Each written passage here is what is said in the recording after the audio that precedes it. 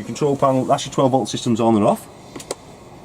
So that's your 12 volts off, as it says there. Press that, that switches your 12 volts on. It will also switch your water pump on. Okay? Right.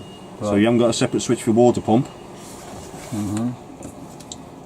Okay, so if you've left the tap open because it's a micro switch tap, you've left it on, Yeah. you press your 12 volt systems on, it will start pulling water out through your tap. So just make sure it's in an okay position, especially in your shower. Yeah. That starts automatically starting putting water in through. Okay? So when we're hooked up onto mains Yeah. on a site, obviously the leisure batteries feed in the 12 volt. So Yeah. that's just 12 volt all the time. Yeah, that's it. Yeah, it's always 12 volt. What you'll find is everything that tends to run off 12 volt in leisure vehicles anyway. It comes through a charger if you've got the 240, so it's coming through that and through to your 12 volts for your battery anyway. So it's not discharging your battery, or shouldn't be unless you've got absolutely everything on. Okay. This button here, you see that there? We've got no water in the water tank now. We did have a little bit before just to I'll get it up, so 50% now. So obviously that's your main water and that's your wastewater. Okay, so your fresh water tank, wastewater tank. Next one you can check, obviously your batteries. Right. Okay, so you got your obviously caravan side, leisure side of it, if you know what I mean, the habitation. Right. Obviously your vehicle side, that side. And then the clock as well, so you can see what time it is. Is that right? Yeah. That's pretty straightforward. Yeah. So the other side is menu, which is just all it is just to set an alarm. You know, just like an ordinary, not a car alarm as such, as in alarm to wake you up type alarm. Okay. All right. That's all that. Yeah, that's all that does. That's all that does. Yeah. For alarm. Yeah, for this one. Yeah. Okay. Okay. Yeah. And then that will revert back to the main screen after a few seconds. Okay. Yeah. Happy with that? Yeah. Okay. Heating system, which will be slightly different than what you've had previously. Okay, so that's heating system off. You can see that now, if you're going quiet now. Yeah. That green light flashing. That green light flashing to say that it's on a cool down phase. Okay, so when you finish with it, before you go home, switch it off. If you can, switch it off half an hour before, if you want, especially if you're going to drain the hot water tank. Is that if that's flashing, just do not switch your 12 volt switch off. Wait until that's flashing has stopped, then switch your 12 volt system off.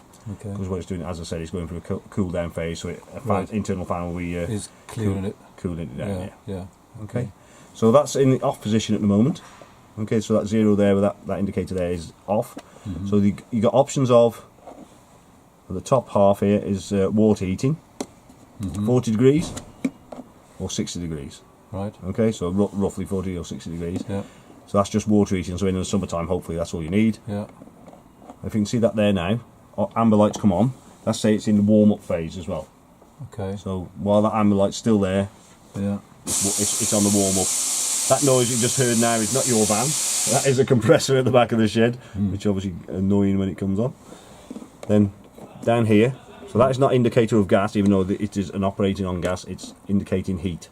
So that's a heater. Right. Okay. So heater and water. So that's your winter setting. So probably likelihood you'll want that on that. Yep. Or you can just have the heating on without water if you wanted to. It'll probably give a bit of warmth into the water, but not what you would expect. Okay. Happy so far? Yeah, I think so. Right. Yeah. If obviously you see a red light in there, that means an indicator of failure. So the gas has failed to light even. To light. Yeah. So if it does do that, So the gas is left on all the time. yeah. So if it does fail, it goes to red. Turn it off. Just check you have turned your gas on.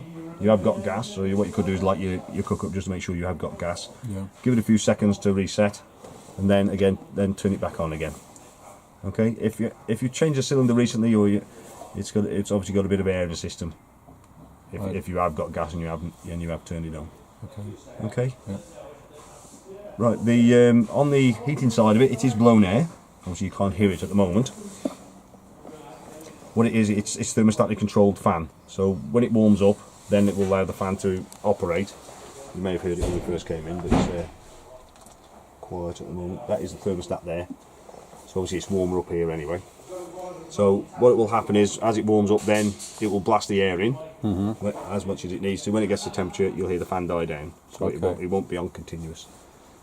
Right. Okay.